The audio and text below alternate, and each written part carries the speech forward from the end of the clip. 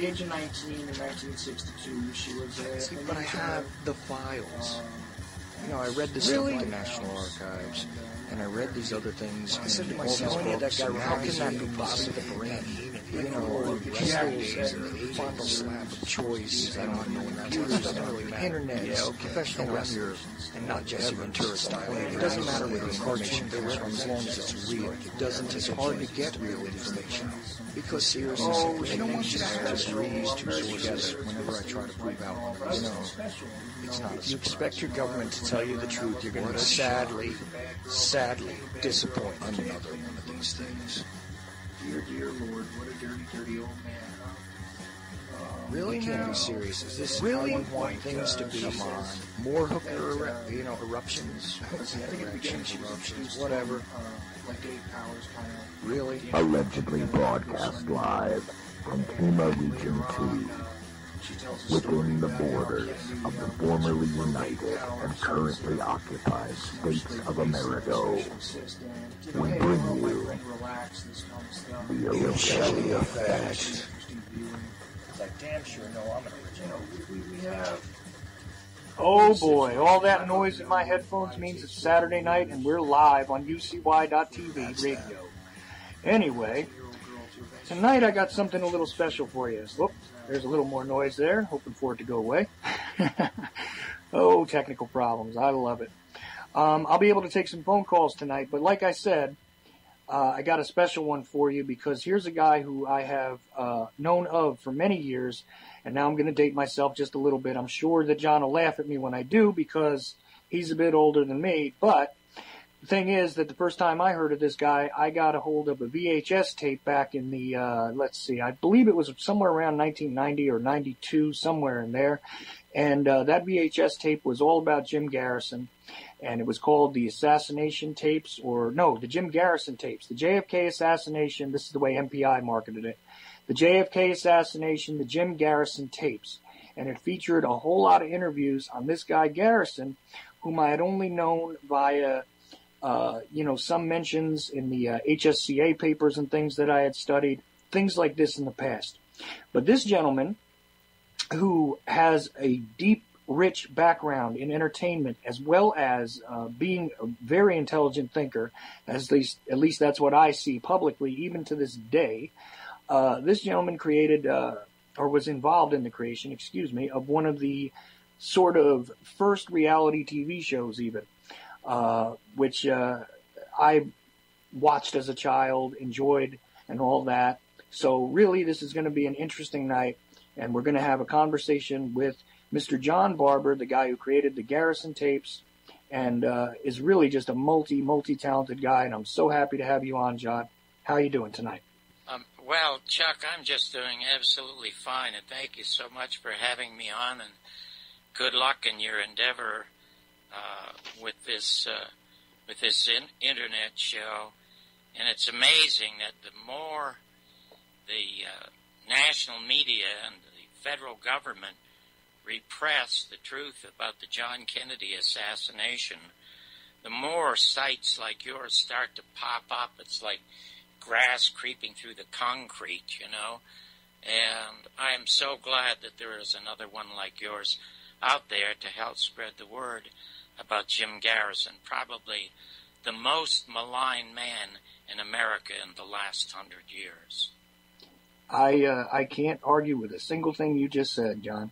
And I've got to say that, if you want to look at some of this stuff on the internet, I definitely refer you to Mr. Barber's video. But as background, if you wanted to see how he was being maligned, even at the time when he was trying to hold the only publicly ever attempted trial of anyone in the assassination of John F. Kennedy, when he took Clay Shaw to trial, if you want to see what happened during that and how the media covered it, you can find online, because I posted it myself, the NBC white paper, which NBC did not want to have released anywhere, by the way, after some years, and all of us lunatics that were digging into the actual truth, wanted to get a hold of this thing.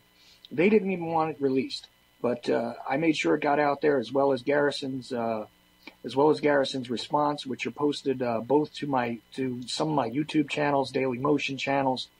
But one of my reference points for Garrison was always Mr. Barber's tape. Before we get deeper into Garrison, though, I'd like you to just talk about a little bit about your background, because you're just a fascinating guy anyway, John. Well, thanks, Chuck. I'll tell you, it's hard to imagine that I originally had started out in this business as an actor. Well, let me rewind my life tape a little bit. I was born in Toronto at the Salvation Army Hospital, and I came from a severely dysfunctional family long before it was popular. And it was so bad at my house that in 1939 my father joined the Canadian Army to get away to the peace and quiet of World War II. And not having any family life, I dropped out of school at 15 and ran away to the United States and ended up in Los Angeles. And I thought that I wanted to be an actor, but you know, when you come from a dysfunctional background, and then there's so many of us in America and Canada who come from these kinds of backgrounds, and more so today than ever before, because everything is so bad. I mean, when I was a kid, Chuck, children only had two parents, but now that I'm an adult in America, I see that children have multiple parents. So there are a lot of dysfunctional families, and when I was a kid, I was always surprised if people were evil, and now that I'm an adult, I'm surprised when they're good. But anyway, what happens is that you keep looking backwards at your life if you've had a terrible background, and it interferes with your moving ahead. And I always wanted to track down my father, so in 1960, without any money, I went to England to try to track him down. And I did track him down.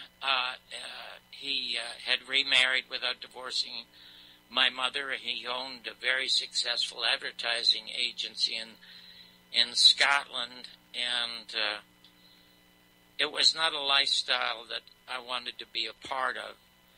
And I remember when I met him, and it took me weeks to get through to him, because the Department of Foreign Affairs and Veterans Affairs in London would not put me through to him. I had to write a letter, and then he had to respond to it.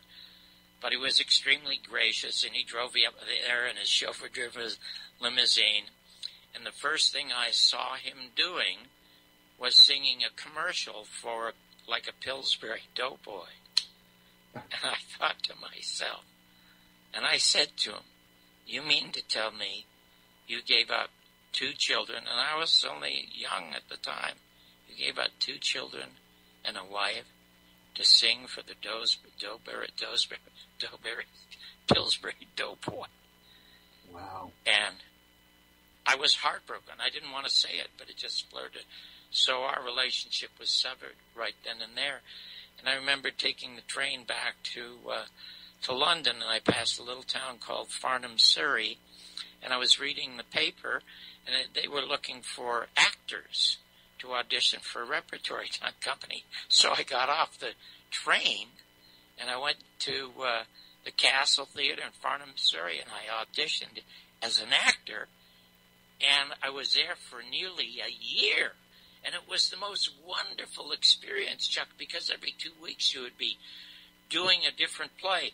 And I often wondered, why is it that so many British actors, Richard Burton and all of these guys, become such horrible drunks? Because in America, as somebody who used to be in show business yourself as a singer, in America, if you want to be an actor, you got to get a job as a waiter, you got to get a job as a gas station attendant. You know, you got to struggle. But in England, you get into these rep companies, and you're paid to learn your craft and to perform, which is the most important thing. You get to perform before an audience. But you know what?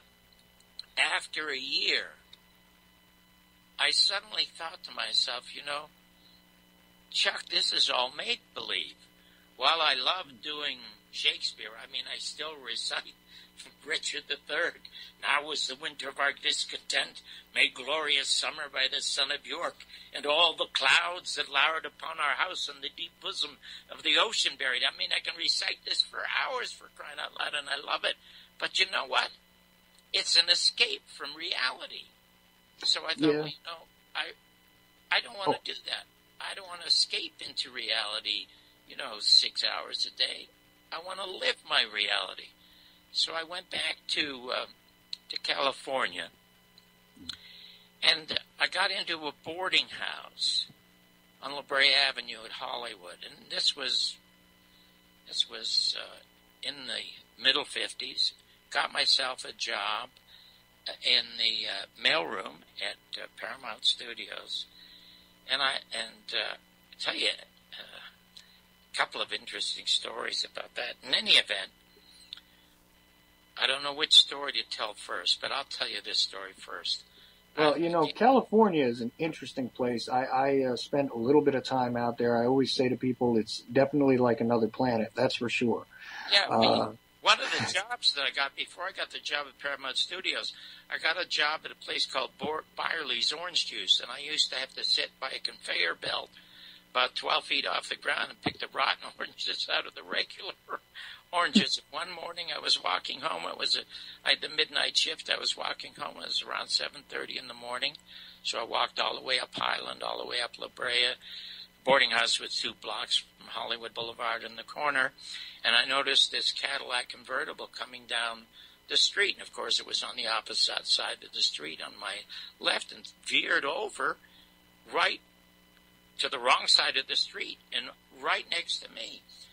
And this very English voice said, "How are you? Coming home from a party?" And I said, "No, I'm coming home from work." He says, "Would you like breakfast, young man?" And I said, "No, thanks." I turned around and walked in the house. And as I got to the door, I turned around. I'd recognized that voice. It was Cary Grant. Anyway, when I got the job at Paramount Studios, out of curiosity, they were making a movie called Houseboat with Sophia Loren. So I thought I'd go down there and just watch from the wings while they performed. And, of course, it's hard not to take your eyes off of Sophia Loren. And since she was there in person, I never saw Cary Grant because he looked unbelievably dull while he was acting with Sophia Loren, who was very vivacious. Anyway, the next day, I went into what they call the dailies to see them.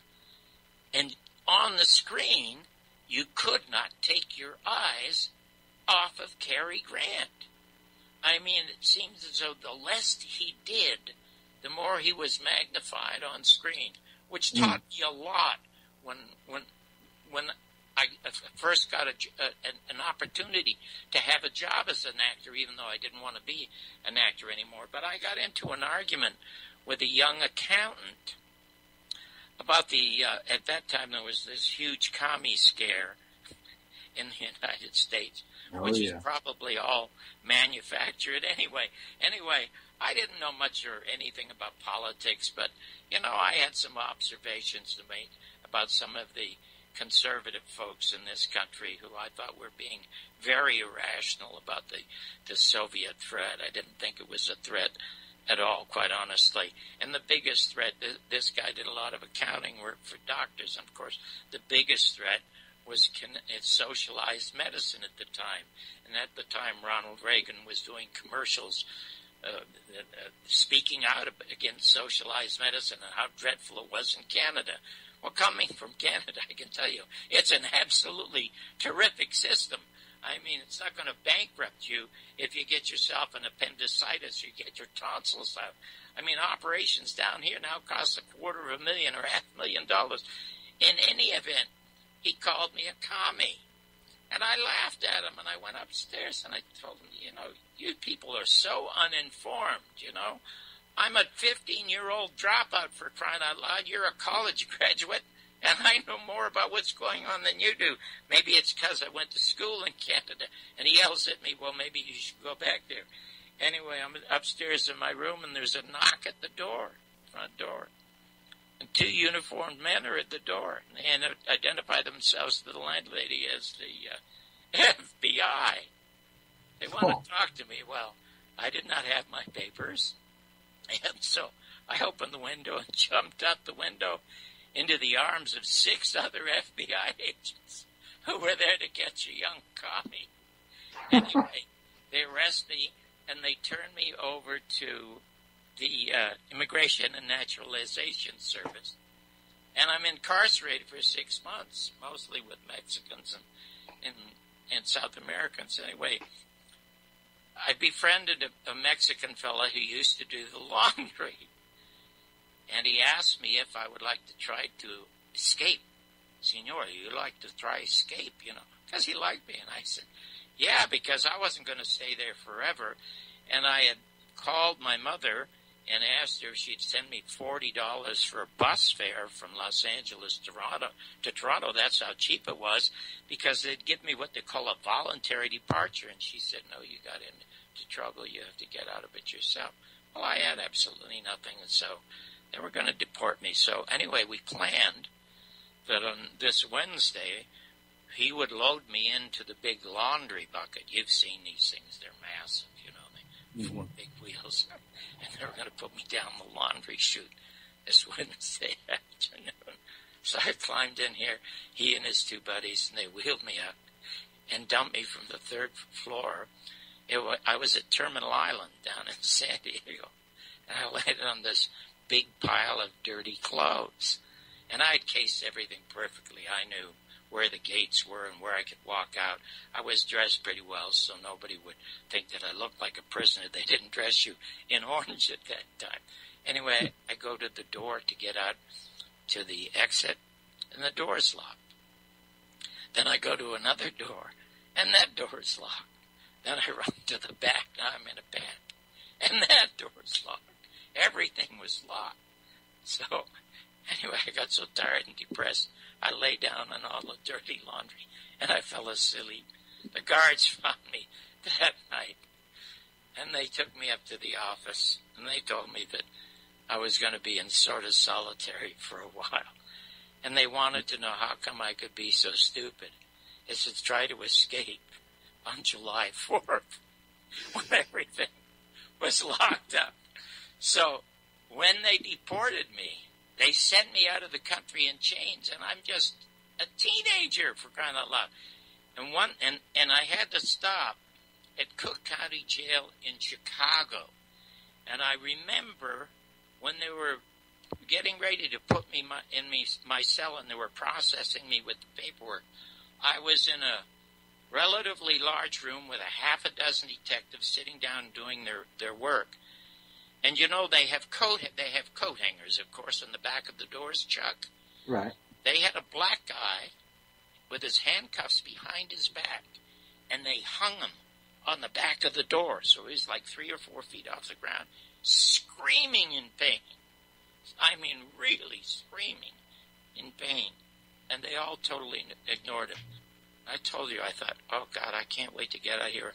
I don't think I'm ever going to come back to America anymore if this is what America is. But anyway, I got back to Canada, and it was worse in Canada.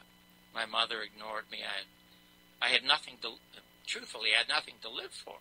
I was never suicidal, but I had realized, you know what? I cannot look backwards at my life any longer. I mean, I'm suspended out here in space somehow, and everything in life, you must know, is chemical and in motion. If you are not in motion, you're still in motion if you stop, because if you stop, you decay, and decay is reverse motion. So I thought, I'm never going to look back again. And that's when I became totally free of the past, and I thought to myself, you know what? I'm going to go back again. I went back to California, and my only experience where I had reviews that I could show people was an actor. And I thought, well, you know what? I really don't want to do this. I decided what I was going to do, because my heroes in television, Chuck, were 2. My first hero was Jack Parr. and you may not ever remember Jack Parr, but he was the best late-night host. The Tonight Show, yeah. The Tonight Show. And I'll tell you how wonderful this guy was. He had intellectuals on like Gore Vidal, William Buckley, Malcolm Muggeridge, Alexander King, who was a junkie painter. He had the greatest, most original comics on. He was the first one to give the Smothers Brothers a break. And he was the first, I don't know if you remember Mike Nichols and Elaine May. Mike Nichols and Elaine May, he auditioned at the Russian Tea Room over lunch, booked him on the show that night. Now, they were very intellectual, and the audience never laughed. And he stopped, went down to the audience, pointed his finger at him, and said, "These kids are funny, and they're going to keep coming back here till you get it." He had Jonathan Winters on, Oscar Levant. I mean, just fabulous, fabulous people. That was never, ever, ever true of Johnny Carson, who was not only an anti-intellectual, the meanest, most insecure human being I ever met in show business. Even though he did funny monologues on a show, he was a dreadful human being, and he used to brag about putting Flip Wilson on a show. I don't know if you remember Flip, Geraldine, yeah. Devil Made Me Do It. The only reason he had Flip Wilson on the show, and I said this on the air publicly when years later I became a critic on NBC, where he had his show and Bob Hope had his show, and I bombed them both on their own network. I said that the only reason that Carson had him on the air was that he'd been on a plane that had been kidnapped, that had been hijacked and taken to Cuba. He didn't have him on because he thought he was a funny comic. He had him on because he could tell the story, because it was top news, all these hijackings going to Cuba. But I'll get back to the Carson story in a little bit. And in any event. Oh, yeah, because I was going to say, John, the whole incident with Carson and Garrison was one of the worst things I've ever seen on a television interview during that time period. It was absolutely atrocious. The way he just simply sat there and did nothing but say, well, how is that a fact? I hope we get back to that. Go ahead, John. We can either talk about that now, or I just want, to give you and your audience some idea of my background and how I went from that to creating the most successful original show in the history of American television, which was Real People. But strangely enough, my entire creative life in show business has been closely and accidentally aligned with Jim Garrison. And it's funny because when I decided I was going to become a comic, what I did is I would sit down and because I was interested in news and everything, I wrote mostly topical material. And I broke my material in at a place called The Horn on Santa Monica Boulevard in Los Angeles. And their biggest star attraction was this hillbilly from the Ozarks or someplace who talked like that. But when he opened his mouth to sing, he sounded like Pavarotti. And it was Jim Nabors. And Jim Nabors became a huge fan of mine. As a matter of fact, the day he got No Time for Sergeants, which was a movie, he stayed late to see my act.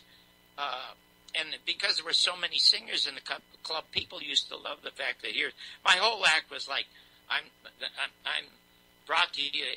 This was in the 60s during the Black Power movement, and I would tell the audience that I'm here through the courtesy of the NAACP, the National Association for the Advancement of Canadian People. Anyway, what happened was that Jim took me aside, because I used to do a lot of really cutting material, and he says, "John," he says, "let me tell you, from what I've learned about this town and about this business, you're very funny and you do some really stuff that I like and make me cringe sometimes, but I always laugh.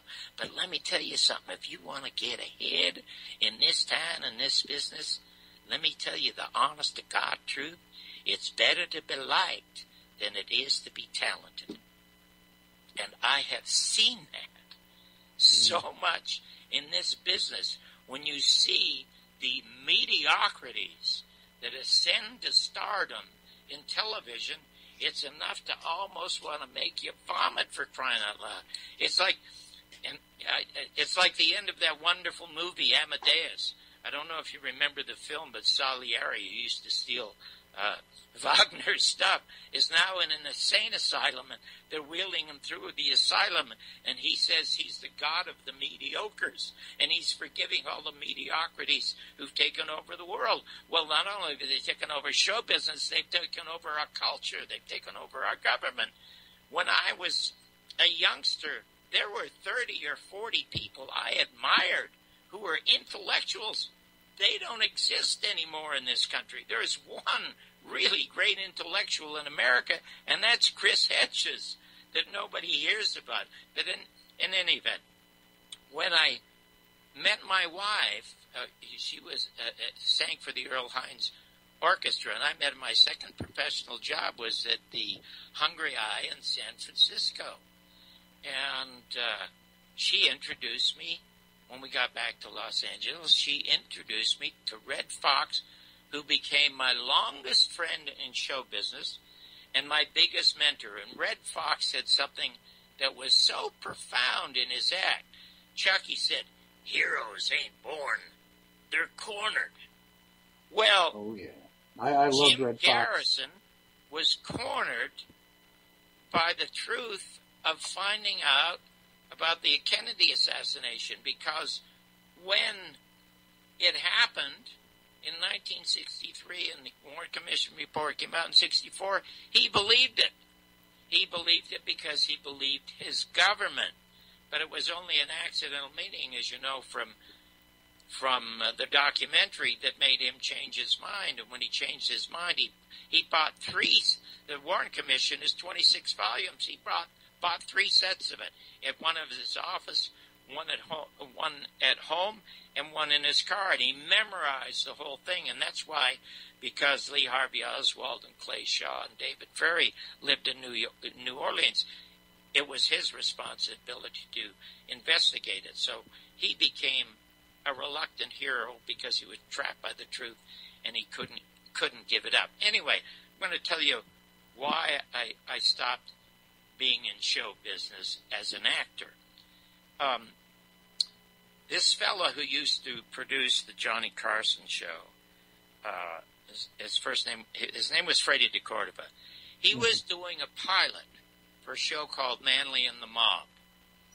And a fella who had befriended me, his name was Chris Hayward. He and his partner, Alan Burns, created a show called The Munsters. Are you familiar with the show? Oh, absolutely. Okay, get this. His agent stole the concept and sold it to Screen Gems, and it took them 10 years in a lawsuit to beat their agent and get their show and their money back. I mean, that's how corrupt that business is. Anyway, he was doing a pilot for a show called Ace of the Mounties, and Bob Newhart at the time was a big star, and they couldn't afford to get him, but they wanted a guy who sort of resembled Bob Newhart. And he saw me on the Merv Griffin show. I was on the Merv Griffin show regularly. As a matter of fact, when Merv went to CBS, he recommended me to Westinghouse as the replacement, and so I was under contract to them for $600 a week for 6 months while they were negotiating with David Frost. And when I substituted for Merv, my numbers were better than Merv's because people were used to somebody doing a funny monologue at the top of the show, and they used my numbers to get David Frost's money down. Even though I told the head of Westinghouse, that guy can never make it. You can't have an Englishman coming on American television and being critical of America. You just can't do it. And, of course, CNN found that out with Piers Morgan, for crying out loud. Nobody would ever watch the guy, and nobody ever watched David Frost. But in any event, he says to me, he says, "Would you come and do a test for me?" I said, "I'd be happy to." So, anyway, I get up and I show up for the test, dressed as a Mountie. ABC decides to cancel the test. They think they have somebody else who'd be better than I would. So anyway, Chris Hayward calls me back. He says, "John, they may have the guy, but we don't like him. Alan and I don't like him, but we think you'd be much better, even though you're unknown. We have to get a dog for him. We're testing German Shepherds. He said, would you mind walking a few dogs for us? So anyway, I showed up with a dog leash, and they decided they weren't even going to do the pilot at all, so I was left with the dog leash.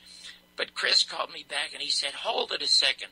A friend of mine, Freddie DeCordova, is doing this pilot about a bumbling detective. Now, at the time, Peter Sellers was a huge hit as Pink Inspector Panther movies, Clouseau, and he was brilliant in that. Anyway, as you know, American television's going to try to steal the idea, and so they do a thing. They commission these two guys, Jerry Gardner, D. Caruso, who used to write jokes for John Kennedy, to write this pilot called Manly and the Mob. So, anyway. Wow. I'm number 33 on the list. They're going to test 33 people. I'm number 33 on the list, including on the list is Barbara Streisand's husband. Can't recall his name offhand. George Carlin. And another couple of very famous comics. And Chris would call me after every test and with glee and say, John, they're bombing. And I kept saying, well, Mr. Hayward, I couldn't call him Chris, Mr. Hayward, if they're bombing, I'm not going to do any better. He says, hey, kid, you'll do a lot better. So anyway, it came time for me to do the test. And Freddie DeCordova sets up the cameras and everything, and he says, well, go ahead and start. And I said, before we start, Mr. DeCordova, could I come over and talk to you a minute? He said, certainly. So I went over and I said to him, Mr. DeCordova, this is a ripoff of Peter Sellers' Inspector Clouseau, isn't it? And he says, yes, it is. Young man, it is. You're learning a lot about American television. I said, well, the thing is that the dialogue really isn't that funny. But what Peter Sellers was known for as Inspector Clouseau was that he was klutzy. So would you mind, before I speak the first lines, I'm supposed to pick up the phone on my desk and talk to somebody. Couldn't I do a little business around the desk to show that I am a klutz? He says, do whatever you want, because it's not working so far. I wasn't 20 seconds into the pantomime, and the crew started to laugh. So that when I started my dialogue, Chuck, they were howling. And we had to do retakes because you can't have laughter on the set. Anyway, Chris Hayward calls me up. Freddie DeCordova calls me up, and they said, kid, you're going to be a star because you're absolutely terrific in this. The next day, I get a call from Freddie DeCordova, and he says, John, there's good news and there's bad news. And I said, well, what's that? They said, well, ABC were absolutely thrilled with the test, and you know what they said? I said, what did they say? They said, well, thank God the script finally works. And I said, hey, what about me? They said, well, they can't use you because you're unknown. And I said, for crying out loud, why did you have me on the list at number 33 if I'm an unknown? And he said, well, that's the reason. Nobody knew you, so they had nothing against you. So, Anyway, I said, well, who are you hiring? And who was the guy that was on Hollywood Squares that out to talk like that, kind of funny all the time? Do you know what I'm talking about? Well, let's see. There was the Center Square guy? He always talked like that, through his nose, and oh God, I can't remember his name. He was very funny on Hollywood Squares, but he was openly gay. And I said to Freddie, Paul Lynde. Paul Lynde, that's it. Yeah, Yep. I said, you can't have Paul do that. America won't accept it. I said, let him be my sidekick. You know, it'd be perfect as a sidekick. Introduce homosexuals to American television as a sidekick. Don't make him a star right away. You'll kill the guy. You'll ruin his career. So they didn't do that. And of course, they did the pilot, and it died and went away. So that's when I decided never again to be an actor. I was just going to do my stand-up. Now, this is how I came to accidentally I used to do a whole thing in my act, Chuck, about how the best things in life happen to us by accident, but the very worst things are those that are really well planned. You know, like the economy was well planned, Afghanistan was well planned, Iraq was well planned.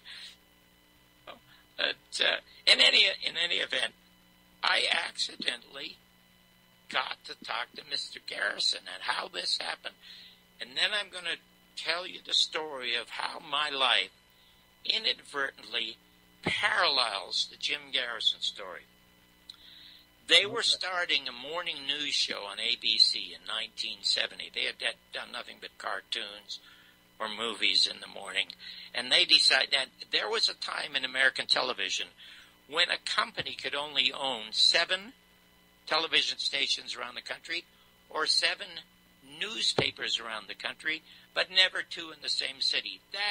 And there used to be literally thousands of owners of television stations and radio stations and media and magazines in this country in 1970. I mean, thousands. Today, there are only 6 corporations that own the 70s. American media.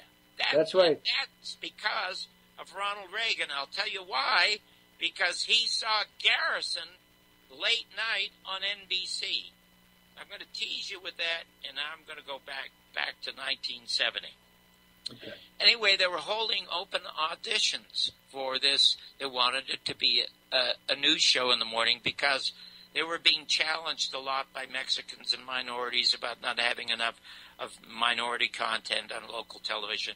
And the general managers had to have hearings every year with the FCC. I mean, it was brutal. And now it's free money. Now they don't care about anything anymore. No more fairness doctrine, nothing. That day they did. Anyway, they wanted to get some brownie points with the FCC and the black community, excuse the pun, by having a news show. So they had these open auditions for hosts. And I was one of the guys who auditioned. And there were 100 of them who auditioned. But because I was a fan of Jack Paar, and the reason I was a fan of Jack Paar goes a lot deeper than the fact that he was bright and had all these great people on and did great monologues, was Chuck, when I was a kid, there was never a conversation in my house. Nobody ever talked to anybody because nobody ever saw anybody. So when I would watch Jack Paar, I would sit there spellbound because he would sit and talk to people. And I thought, my God, how interesting. Somebody can earn a living actually talking meaningfully to someone. So that was sunk in deeper to me than did the jokes or the guests. So when I auditioned and I had to interview somebody, and it was a stranger, I didn't know who it was. I just had to do like a 3 or 4 minute interview. I talked to this person like he was in my living room and there was no one around. And I got the job. Now, when I got the job, the ratings were 0.03, which means nobody watched it. Within 5 months, our ratings were 5 and bumping heads with the Today Show. We had people on the air that no one would put on the air. For example, the federal government in 1970 was trying to put Muhammad Ali in prison because he wouldn't go kill yellow people in Vietnam. He says, no yellow person in Vietnam has ever hurt me as white people in America. They hated him, as did 95% of all Americans. Now you talk to any American, and Muhammad Ali is a hero. That's because he's sick and crippled and can't speak anymore. But when he was telling America that they were out of line for what they were doing illegally, which was the truth, they were trying to put the man in jail. I put him on the air for an hour, live. Well, they punished anyone who challenged Vietnam in any way, shape, or form. That's right. The same thing. We would never have a celebrity on to talk about his show or his movie. If they weren't talking about something important, they'd never come on the show. Jane Fonda came on the show when people wanted to shoot her, calling her Hanoi Jane, and she was a traitor. And she was absolutely fabulous because I told her that people do not think. People only feel. And she came in with Mark Lane, who wrote the definitive first book about the assassination called Russia's Judgment, which had to be published in England. Now, all the critics who support the Warren Report saying, oh, these people are just making a living off of this. Well, he couldn't get it published in this country, and he only got $1,500 for getting it published in England. So he wasn't doing it to make a living. He was doing it to get the truth out there. Anyway, I think he was dating Jane Fonda at the time and brought her in to do the show. But when we met in the back room, now let me tell you something. In my day, they used to have what they called the fairness doctrine. So that if I had a Republican on, as I did Ronald Reagan, when Ronald Reagan was running for his second term as governor, he chose our show, because it was the most popular in Southern California, over the Today Show. And what I had started to do on my show is, because I wanted to let people know that somebody was at home other than the host, is I decided to do film reviews and television reviews every Monday, Wednesday, and Friday, and I decided to take phone calls. The general manager of the station said, hey, this isn't San Francisco. We don't have intellectual people in Los Angeles. I don't want phone calls. And I said to him, Mr. McMahon, let me tell you something. If you're engaged in an interesting conversation or you hear one, you want to join in. I won't open the phones immediately. What I'll do is I'll do the discussion with the person, then opens the phones, and you'll see people calling in. He said it'll never happen. And then he said, as far as doing movie reviews, that's intellectual crap. Nobody cares about movies. And I said, maybe not as many people are going to movies, but they all talk about movies, and they all talk about celebrities. So in spite of that, I did reviews Monday, Wednesday, and Friday. And as a result of that, was hired by Los Angeles Magazine and became their film critic for 10 years. And when I was fired from ABC for booking Garrison, I ended up at NBC doing their film reviews for 5 years and won 4 Emmys there. I won my first Emmy doing the morning show. Anyway, when Reagan was going to come, I'm getting a little sidetracked, but I'll get back to the point. When Reagan was going to come on the show, his press relations guy came up to me and said, it was about 10 minutes before show, he said, Mr. Barber, could I see the list of questions for the governor? And I said, I don't have a list. And they said, well, you must have a list of things you want to ask him. And I said, no, I definitely don't have a list. When he comes here, he'll sit down, and whatever happens, happens. So he went back to Reagan. Reagan shook his head. And he came back to me, and he said, sorry, Mr. Barber, without the list of questions, the governor cannot do your show. And I said, you know, we only have 5 minutes to airtime. And he says, well, I'm sorry. And I said, well, you will be sorry, because when I get on the air, I'm going to recount this conversation about how you came up here, asked me for this. I didn't have it, and the governor said no. And then I'm going to open the phones and talk to people and see what they think about someone like that. He ran over to Reagan, and Reagan ran over to me, grabbed me and shook my hand and said, John, I can't wait to talk to you. And I have this great picture, which I would love to send you, of Ronald Reagan standing, clutching my hand, and thanking me for being on the show. But in any event, when I was talking to Jane Fonda, I said, you know what? What I want to get at is, when I had Reagan on the show, I had to have a Democrat on the show. I had to have a socialist on the show. I had to have a Nazi on the show. Anybody who could prove they could get 5% of the popular vote had to be on the show. Right, and that was part of the broadcast standards all over the place. That was right, and Reagan got rid of it because of Garrison, which we'll get to in a bit, I hope. Because I'm trying to give you as much background about me and about my challenges in trying to tell Jim's story. Anyway, I said to Jane Fonda, I said, people do not think. They do not reason. They only feel. And you have a tendency to yell at people. And she yelled at me, and she said, what the F are you talking about? You don't know what you're talking about. So I said, I'll prove it to you right now. And I held up my index finger in my right hand. And I said, Miss Fonda, how many fingers am I holding up? She said, 1, quizzically. Then I held up all my fingers in my left hand, and I screamed at her so everybody could see. I called her a commie bitch and a hairy bitch. She was an extremely hairy woman. Women are very sensitive about being hairy, either on the face or the legs or the arms, and she was extremely hairy. And I hollered as loud as I could and said, okay, God damn it, how many fingers are on my left hand? She couldn't answer me. And I said, see that? You saw the 5 fingers, but you were so repelled by the messenger, you couldn't answer it. Now, I've got to tell you something. I agree with everything you're saying about the Vietnam War. Lyndon Johnson's a war criminal. McNamara's a war criminal. But I can't say that. I'll get fired. I have to have everybody on, and I'm going to ask you tough questions because you have to justify your position. But you talk to me just as conversationally, as sweetly as I'm talking to you, no matter how tough the question. She came out, and I said, because, 85% of America hates you. 10% agree with you, and 5% are undecided.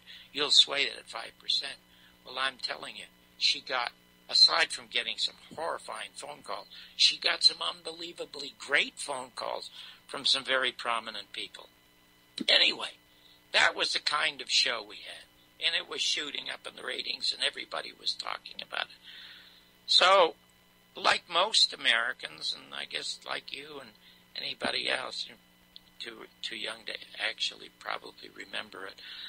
But when the Warren Report came out, or rather in 1963, when everybody started talking about the fact that Lee Harvey Oswald did it, and there was no conspiracy, like everyone else, I wasn't even a citizen yet, but I wanted to believe my government, and this is where I wanted to be, because this was the main office. Everything else was America's branch office. Every other country in the world was a branch office for America, but this was the main office, and this is where I wanted to be. And here I was, this poor kid, had no shoes at one time, and now I'm hosting this terrific show. Only in America I thought so. Anyway, I believed the government, even though I read everything I could about it. But I was street smart, Chuck, and the thought kept going through my head. A Garrison arrests Clay Shaw in 1967, and now the media comes out and they say the guy's an idiot, he's an egomaniac, he's got no proof, and they're just killing the guy. And for 1.5 years they kept doing this, and I kept saying to some friends of mine, hold it. If Garrison has nothing, why doesn't the federal government get out of his way and let him fall on his fate? Well, finally, after 2 years, there was no choice. And they had, and he got Clay Shaw to trial, and he lost the trial. But here's what you never hear about. First of all, he wasn't after the real conviction for his being involved with the CIA and a conspiracy. He was after the perjury conviction, because he had 65 witnesses who saw him with David Ferry and Lee Harvey Oswald, and he won that part of it. And the federal government stepped in and stopped the investigation, because what the government does when they're after gangsters, they try to get them on perjury. Because if they get them on perjury, they can put them on trial, and they can get all kinds of information out of them. But the government did not want Clay Shaw on trial. They stepped in and interfered with that. So, in any event, the other thing is... In recent years, John, we've even discovered, after the JFK Records Act, which I'm sure you're aware of, that there were even literally intelligence agency assets which were directed to interfere with Garrison's investigation, and this stuff was only released really in the 1990s. Yes, if he had, when we did the last word on the assassination, the live webcast, the 31st of January from UNLV, we had Joan Mellon on in the panel along with Dick Russell and Jim Mars, and she recounts that and she produces the documents, and if Garrison had those documents, he would have had a conviction in that particular case. But what they don't know about how decent a man Garrison was, in order to protect Clay Shaw's rights, when Clay Shaw was arrested, they found all kinds of S&M homosexual paraphernalia around his apartment. The guy was a screaming masochist and sadist, and Jim Garrison ordered his staff never to report that to anyone. He didn't want that to color the investigation of the prosecution because it had nothing to do with the murder of John Kennedy. And also, you know what, John? Let me just interrupt you a second because I want to say something there. Also, Garrison refused to prosecute individuals that were being charged with crimes against nature, which at that time encompassed homosexuality, any of these sort of, crimes of sexual perversion and all these things, which were on the books in New Orleans. He was the first person to hire a woman attorney as his assistant, and secondly, he would not prosecute James Baldwin and a bookseller in New Orleans who was selling James Baldwin's book, The Fire Next Time. He says it's a First Amendment right. I'm not prosecuting the guy. And everybody in town came down on him. Remember, this is the 60s.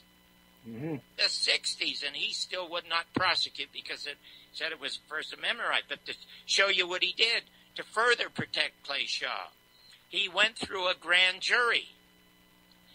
The grand jury moved to indict Clay Shaw. Then, in order to further protect Clay Shaw, he went before a panel of 3 judges. Which was not necessary at that time for the district attorney to do in any way, shape, or form. Not necessary at all. Just trying to protect his rights. So, a fellow named Diamond, who was Clay Shaw's attorney, who was interviewed in my documentary, The Garrison Tapes, what he tried to do is he tried to introduce, to get the case dropped, he tried to introduce the 26 volumes of the Warren Report as evidence. And 3 judges threw it out, calling it hearsay. Mm-hmm. You never, ever hear those stories. And I'll tell you, I did the news for a lot of years on NBC with Tom Brokaw. Tom Brokaw did this documentary, again, being apologetic about the Warren Commission, and I called him up and said, hey, let me do 5 minutes about Garrison, and I never heard back from him. Anyway, I'm going to tell you how I happened to accidentally get to meet Jim. Best things in life happen by accident. And how this is my life and my career, my success has been altered by my involvement in the Jim Garrison story. But somehow or other, Chuck, and I'm not religious at all, but somehow or another, there's something metaphysical in the air that tells me that I have to be Jim Garrison's biographer, his visual biographer. And I'll tell you why. Okay. I believe this, the Clay Shaw trial's over, and I'm in a bookstore, and I see this book called Heritage of Stone. Mm. That was Jim's first book, yeah. Yeah, written by Jim Garrison. I thought, geez, it's the same Jim Garrison, so I open it, and I read it in the bookstore. I couldn't believe what I was seeing. And it's about his recounting the Clay Shaw trial, how the only way he could get the Zapruder film from Time Life, it was a Supreme Court decision. Time Life refused to give it to him. He had to take it to the Supreme Court.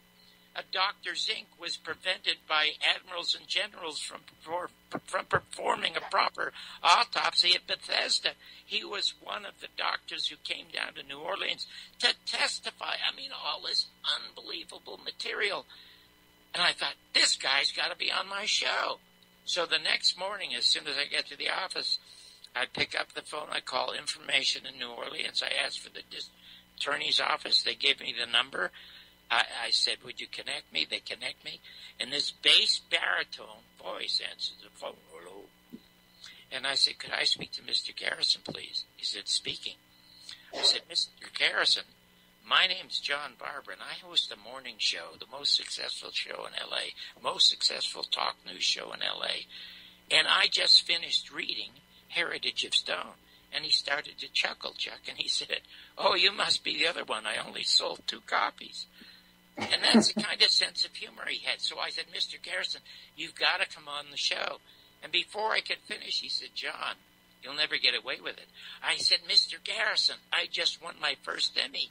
The governor's been on our show, Jane Fonda, Muhammad Ali, everybody of import. Bob Hope wanted to be on the show, and I turned him down. And Garrison screamed with laughter. I said, because he just wanted to tell jokes. He had nothing to talk about. But you have the most important thing in America to talk about. I'll put you on. We'll talk for 45 minutes. I'll open the phones for 45 minutes and let people talk. They'll love it. He said, John, you'll never get away with it. I said, we'll pay for everything, Mr. Garrison. Will you please do it? He said, okay, when do you want me? So I gave him a day the following week when he would come in. I was fired the next day. And Garrison, of course you were. Garrison was canceled. Okay. So then I end up at Channel 11 doing my reviews.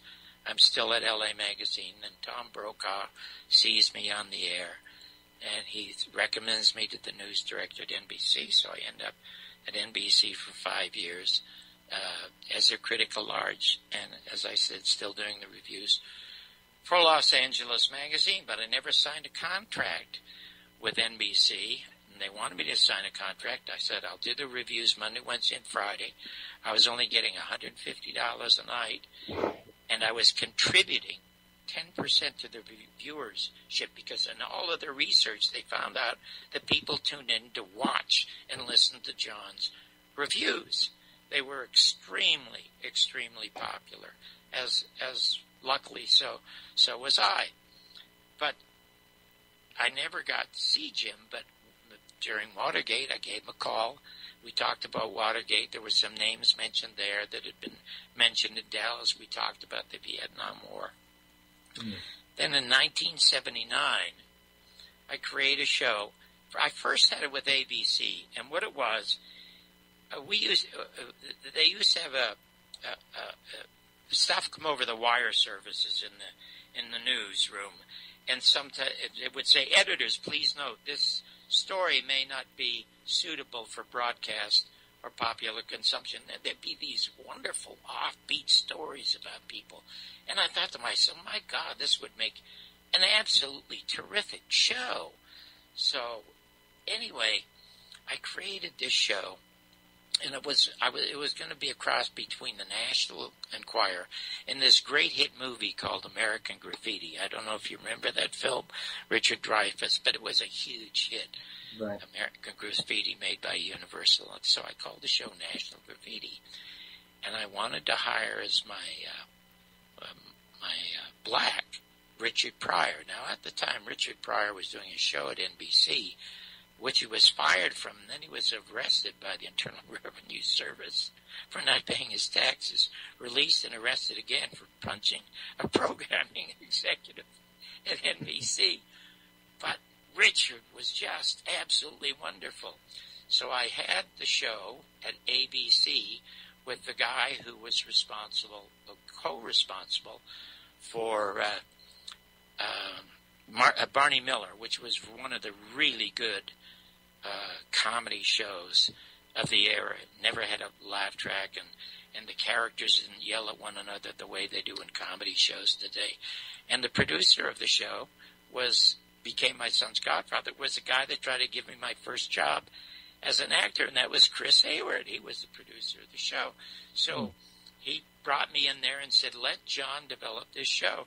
So I had this meeting with a guy named Lou Ehrlich, who was the late-night programming guy at ABC, and when I told him I wanted Richard Pryor, he said, that nigger's never getting on this air. I mean, he said that in his office. And I said, well, Mr. Ehrlich, I don't know what you know about him. He may have some trouble with the law, but he puts 10,000 people into seats in auditoriums. He fills them. That kid is going to be a major star someday. And he laughed at me and said, you know what, John? You mean shit in television. And he said, I don't know why Danny Arnold hired you. So anyway, it went by the boards, right? And I'd gone out and shuttled this fabulous material. So I took the material, and I went to the 2 or 3 people I knew. Grant Tinker I knew, who was sort of a fan for a while. He looked at the stuff. He said, John, nobody cares about reality television. You've got to write stuff. They like stars. They like actors that they know. Everybody turned it down. Now, I'll show you how things happen by accident. I had been, in 1979, while I was still a critic at MSNBC, I got a call from a guy by the name of George Slaughter. George Slaughter was the original producer of a show called Laugh-In, which was really kind of a breakthrough comedy show. A lot of stuff that he stole from Ernie Kovacs. And the title, which came from a guy named Digby Wolfe, he was an Australian alcoholic and comedy writer, and he was great at both. But he came up with the title Laugh-In because of all that. George Slaughter has been taking vows for creating the title ever since, but it wasn't him, rest assured. Anyway, he called me, and I answered the phone in my little cubbyhole at NBC, and he said, "John, could you do me a favor?" And I said, "What is that?" He said, "I love your reviews. I mean, some of the lines are really, really funny." He said, would you mind if I use some of them on my new Laugh-In?" He said, "I'll pay you for them." And I didn't ask him how much. And I said, "Well, how many of these shows are you doing?" He said, "Well, we got an order to do 4. And we have a lot of new people that we've discovered we're going to put on the air." And I said, "I'll tell you what I'll do, Mr. Slaughter, because everything is so quick in your show. Let me also be your critic at large on Laugh-In, and I'll write my own material. You can pay me a modest fee as a performer and a modest fee as a writer, whatever that is." And he said, "You're hired. You start tomorrow." So they did these 4 specials. He started out with 17 writers. One of them was a girl that dated David Letterman for a number of years, but he never ended up marrying her. And after the very first show, he got rid of 13 of those writers, and there were only 4 of us left. Myself, Digby Wolfe, George Slaughter, and a woman named Candace Rockland. Anyway, they were going to have Sinatra on as one of the guests. Mm-hmm. So I wrote a bunch of material, and I used to go down on the set, which was empty. They never had an audience for Laugh-In. It was all canned laughter. And it's this big cavernous set, and I always sit in the very, very back row and watch. Anyway, it comes to the point where they're rehearsing Sinatra's lines. And Sinatra reads some stuff, and he calls it crap and throws it away, calls it crap and throws it away. And then he finds something, and he laughs. He says, "I like this." Go through some, "I like this, I like this." So he found 4 or 5 things he liked. He said, "Who wrote this shit?" Well, Slaughter didn't say anything, but I recognized it as mine, and I didn't say anything.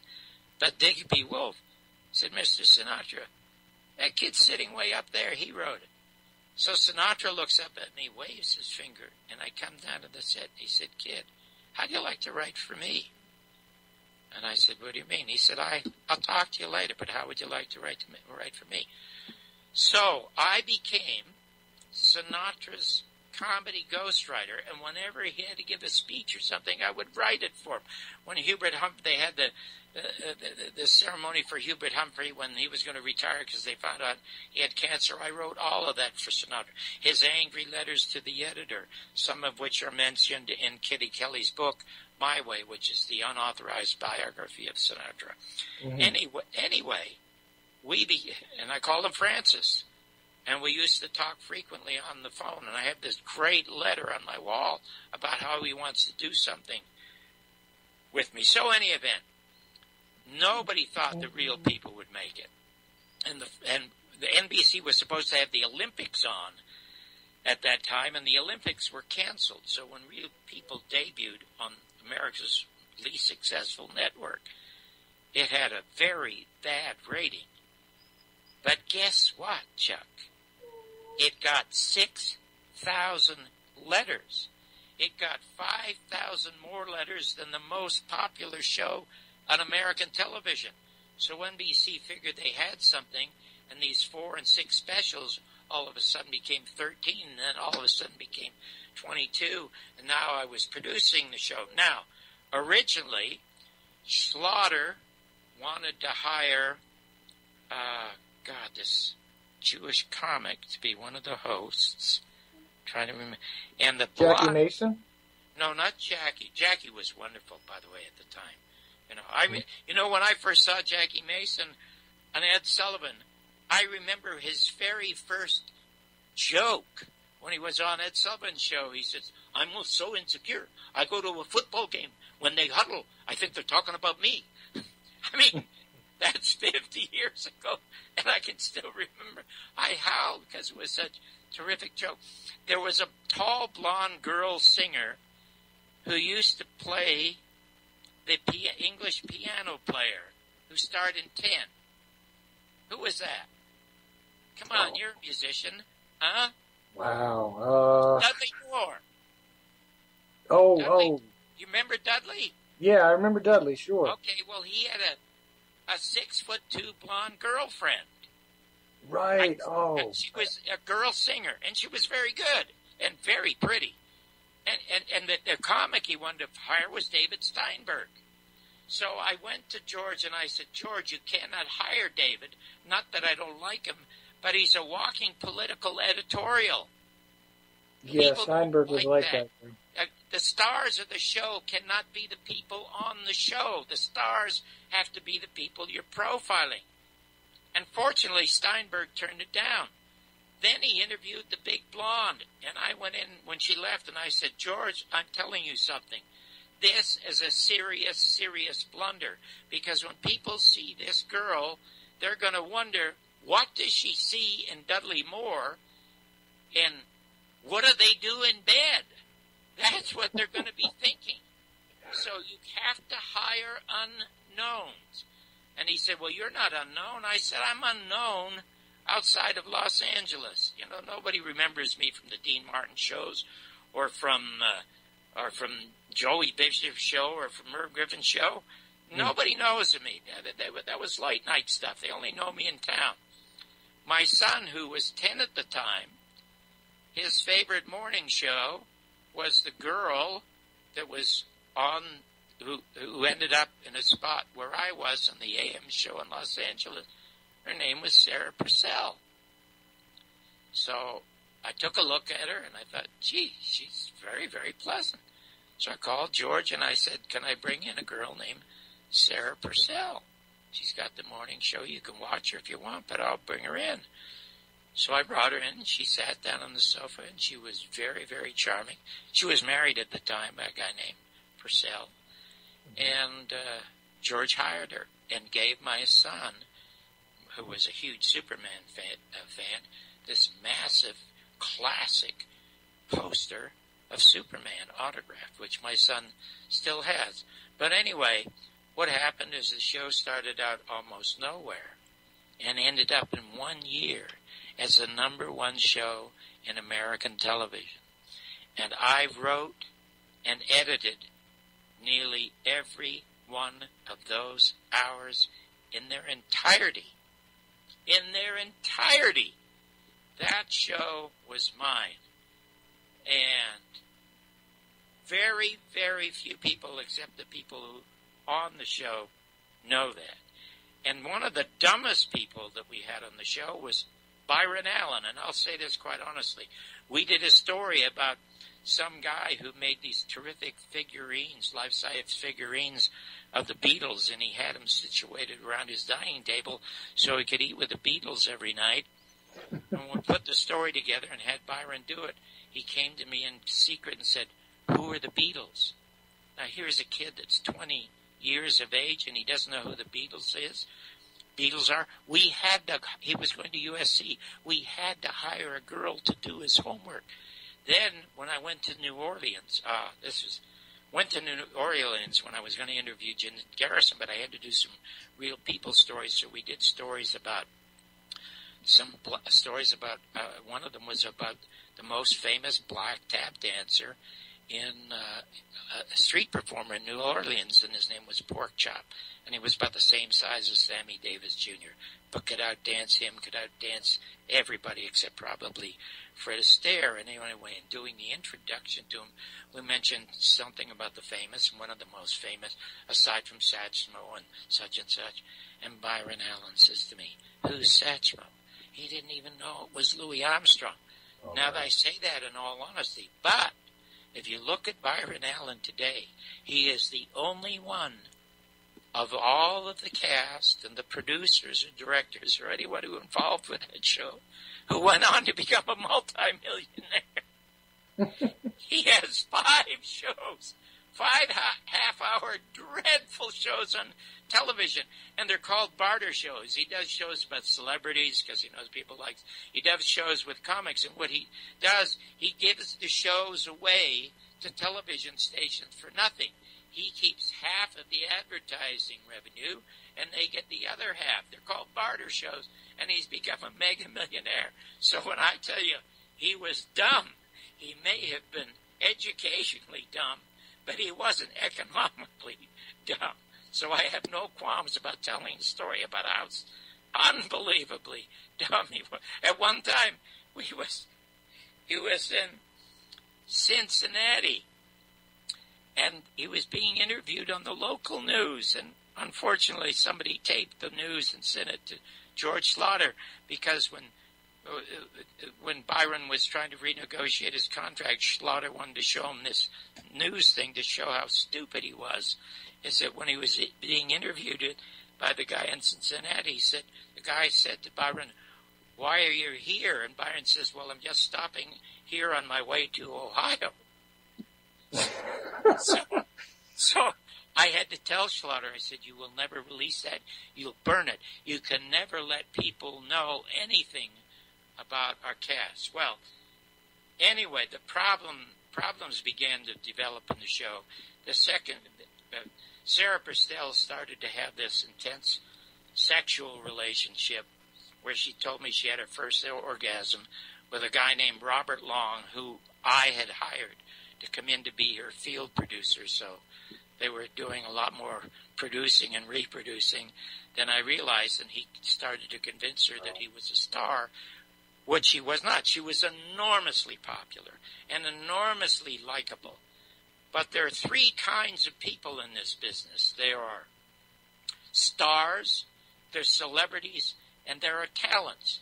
Now, stars don't necessarily have to have any talent, but they will be celebrities because they're stars. They have a charisma. There is something about them that is arresting. You see that in Cary Grant, okay? You see that in a number of people. They're just Ella Fitzgerald. I mean, physically unattractive woman, but spellbinding when she sings. That's a star. Then you have talents. I was the talent. I wasn't a star. I might have been a half-assed celebrity, which I cared nothing about, because I was the one who was writing and editing the show. Sarah was only a celebrity, but she thought she was a star who had talent, and began to interfere in horrible ways, as most people do who think they're more important than they are. But in any event, 1980, I read this old article in the Los Angeles Times about the House Select Committee on Assassinations releasing a report that they conclude there was a conspiracy because they found the dicta belt, which recorded multiple gunshots, more than 4, which meant that Lee Harvey's Manuel Carcano, with a defective sight, could have never fired the shots. So therefore, there was a conspiracy existed. Well, I was elated. So I called up Jim. Now, before I called up Jim, I thought, where could I tell this story? Because it's not quite a real people story, but where I could tell it. But as you know, in television, what happens is when somebody has a successful show, the networks come to you and they say, "Here, do another show for us." So they asked Slaughter to do a show related to news. Do you remember the movie Network?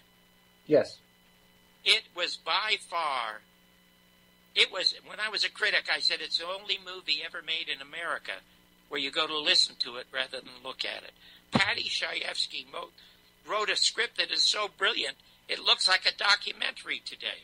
And they had Peter Finch, I'm mad as hell, I'm not going to take it anymore. And they had Sybil the Soothsayer. Anyway, because of the popularity of that movie, Slaughter decided to do a news kind of show called Speak Up America. He hired Marjo Gortner, a former child evangelist, hired Gene Kennedy, a really attractive black lady journalist, and the coach of the winning American hockey team, the dream team that beat the Russians back in 1980. And we became very good friends as a result of that show. And anyway, Slaughter was always after me, since I came out of news, to help him tell some of the stories. I said, George, I'm working 20 hours a day in the editing room. I can't help you. I can't help you. Anyway, he got the show, and at that time, I read that article, so now I knew I had a place to put Jim Garrison. So when I called Jim, I said, Mr. Garrison, I never called him Jim, Mr. Garrison, do you feel vindicated?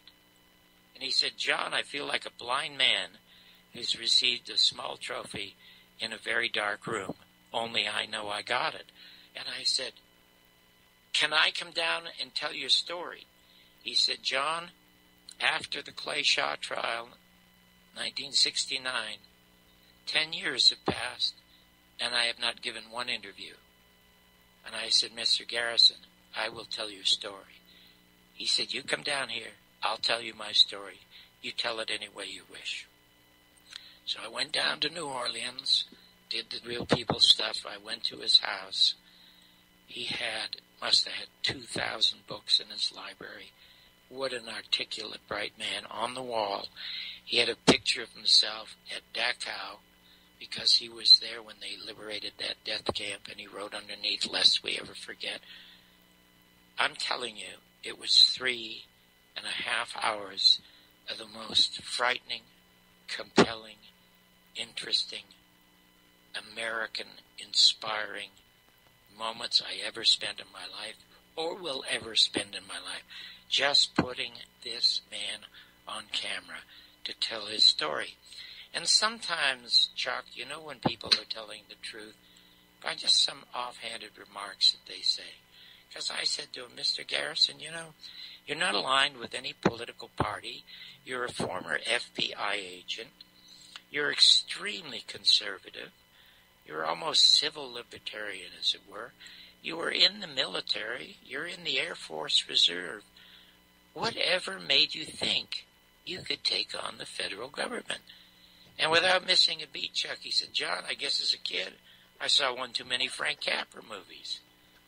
Well, that was me. I mean, my impressions of America were Jimmy Stewart. Mr. Smith Goes to Washington. Any political film that had Jimmy Stewart was a Frank Capra movie, and I loved it, and that was my version of America. But that is not the real America, as it turns out. So anyway, I come back, and there's so much material. I tell George, I said, George, I can only tell a story in 2 parts because there's just too much material. And, you know, they don't like stories to be longer than, 8 or 9 minutes. And I kept telling George, I said, look, at 60 minutes, they do 3 20-minute stories. He says, no, they're only 12 because of the commercials. I said, well, let me do 2 12-minute stories. So I said, okay. Anyway, the very first time an American audience sees him in primetime television, Marjo Gortner introduces the piece because he's the guy I signed to the story, is Jim Garrison pops up on the screen, and it's a full screen, and he's leaning forward, and he says, Lee Harvey Oswald had nothing to do with the assassination. The paraffin tests show that he never fired a shot. He wasn't on the 6th floor. He had nothing to do with the assassination. The first words he speaks on camera. You should have seen the audience because we had a full audience for this show. They were spellbound. Now they go for the 12 minutes, and we're introducing the story, and nobody breathes or moves. You couldn't hear anything move. You couldn't hear a camera move. You couldn't hear a cable move. You couldn't hear a cough. Anyway. Well, let me interject something here, John. Sure. Because, Garrison understood this in 1967, 1968, during his discovery phase, okay? Right. And you know what? Later on, even when we've examined these things, and I have personally examined the paraffin tests from that day, and let me tell you something, even the positive results that were found are inconsistent with the rifle being used as a weapon by Oswald. But you can throw all those paraffin tests out if anybody even tries to tell you that they're valid, okay, because the test itself was not conducted properly, okay? None of this evidence was collected properly. Garrison was aware of that and was turning this evidence back on itself.